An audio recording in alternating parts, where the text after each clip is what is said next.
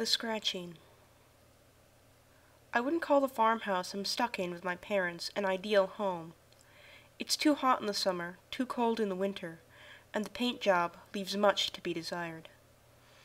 Because we have no central heat or air conditioning, I have 2 bedrooms. In the summer, I stay upstairs in the attic, and in the winter, I'm downstairs in the sickly pink guest room. Right now, it's winter in Kentucky, so I spend my nights downstairs. I've never been an easy sleeper. I tend to lay awake for hours and just daydream until sleep finally comes. It was on one of those nights that I first started to hear the scratching. It was a faint sound right above my head where my attic bedroom would be. A soft scratching like nails against wood. I didn't think anything of it. Houses like mine are always home to some form of rodent menace. Eventually it stopped, and I was left again in silence. A few nights later, the scratching started up again. It was just like before, the soft sound of something dragged lightly across wood. But the longer I listened, the louder it seemed to get. At some point it stopped, and I drifted off with visions of a monster rat in my head. The next day, when I got home from school, I ventured upstairs to check out what was making all the nighttime racket. To my surprise, there was nothing there, nor was anything out of place.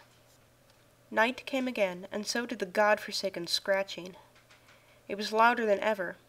It had gone from soft scratching to the equivalent of somebody trying to come through the ceiling.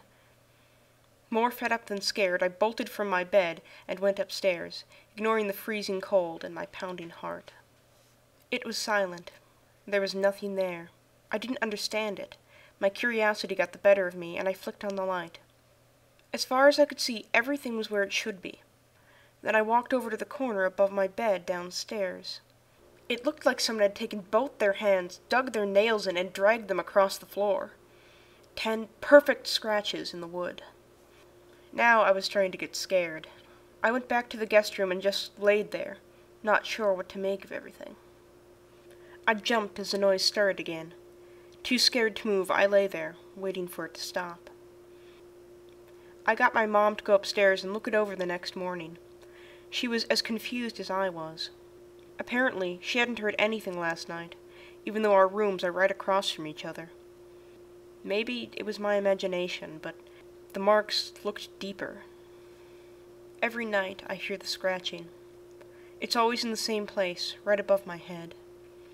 Sometimes it's quiet, and sometimes it sounds like someone is desperately trying to claw their way through the wood and plaster. The marks always stay in the same place. No more ever appear, though sometimes it seems like they're a little deeper.